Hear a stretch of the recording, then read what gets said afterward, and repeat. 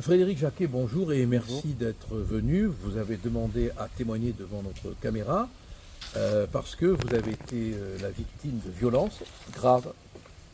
Vous êtes fonctionnaire de police, vous l'êtes toujours.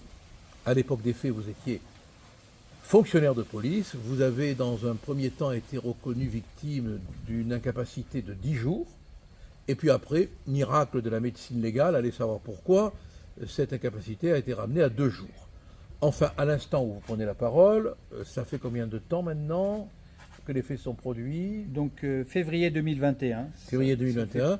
Vous deux n'avez ans. toujours pas été indemnisé et vous allez nous raconter comment l'auteur de ces violences non seulement n'a pas été condamné, mais qui plus est, et c'est ça qui est effrayant et grave, 2 ans après, jour pour jour, quasiment, a poignardé de plusieurs coups de couteau, de 4 coups de couteau, une sexagénaire.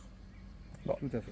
Voilà. Donc, si on avait pris en compte votre histoire, peut-être qu'une brave femme n'aurait pas été poignardée. Racontez, puisque vous voulez apporter votre témoignage.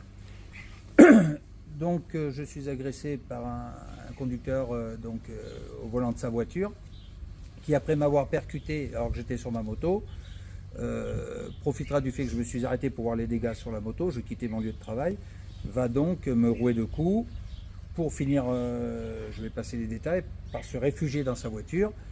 Et alors que je voudrais l'empêcher de partir, va reculer et va me percuter donc avec la voiture. Donc ce qui m'a occasionné des séquelles graves, parce que maintenant j'ai une arthrodèse, hein, j'ai 8 vis dans le dos avec des barres en Kevlar. Mais entre-temps, vous aviez signalé votre qualité de fonctionnaire de police. Tout à fait avant qu'il s'échappe d'ailleurs, c'est quand il a vu ma carte de police qu'il va se réfugier dans sa voiture pour quitter les lieux, alors que je lui demande de rester sur place, comme le diront donc 2 témoins. Donc j'exhibe ma carte de police, je lui donne ma qualité. Il dira lui-même qu'effectivement il a vu ma carte de police quand je lui ai présenté, mais comme je n'étais pas, je le cite, en costume, pour lui je n'étais pas policier. Ça a suffi à l'enquêteur pour déterminer qu'effectivement ma qualité de PDAP ne pouvait Alors, pas être PDAP, reconnue ça veut dire personne dépositaire de l'autorité publique. Voilà. À partir du moment où l'agresseur a décidé que je n'étais pas policier, je ne le suis pas au vu de l'enquêteur. Voilà.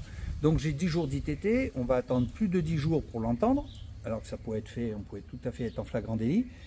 Et effectivement, au-delà de 10 jours, les 10 jours d'ITT ont été ramenés à 2 jours. Ouais, ça, on ne comprend pas pourquoi. Alors, il faut quand même être précis. Vous allez recevoir un avis du tribunal judiciaire de Cahors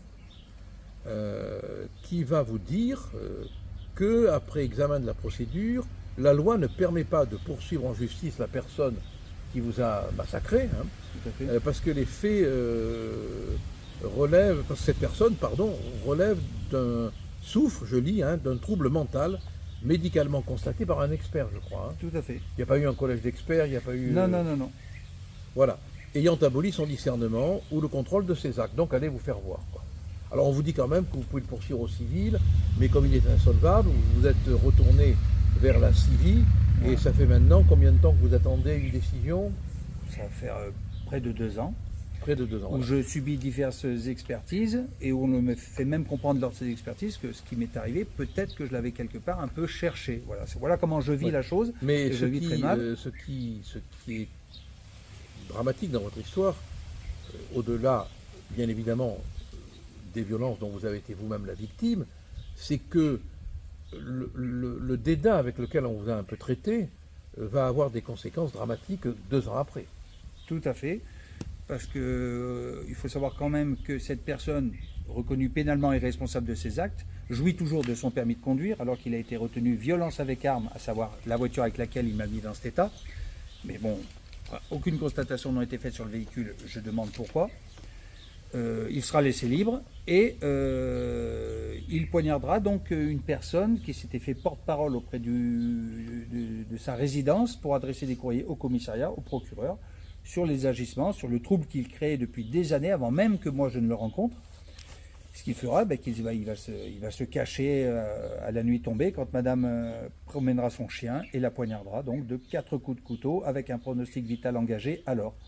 Et comment va-t-elle maintenant?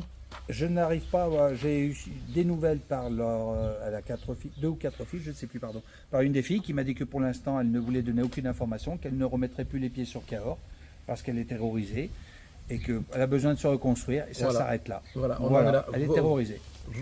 Moi, je retiens de votre témoignage que si, quand vous avez été agressé, on avait pris un peu plus au sérieux votre affaire, 2 ans que je me suis battu pour les perquises. si on avait un système pénal et médical et psychiatrique qui, quand on a un signal fort d'altération ou d'abolition des facultés de discernement, prenait des mesures de protection pour les autres, eh bien, une sexagénaire n'aurait pas pris 4 coups de couteau. Voilà. La leçon qu'on peut tirer de votre témoignage, c'est ça. Les drames arrivent, on n'en tient pas compte, et les drames se reproduisent. Merci de votre témoignage. Merci. Merci Gilbert. Merci d'avoir le courage de témoigner.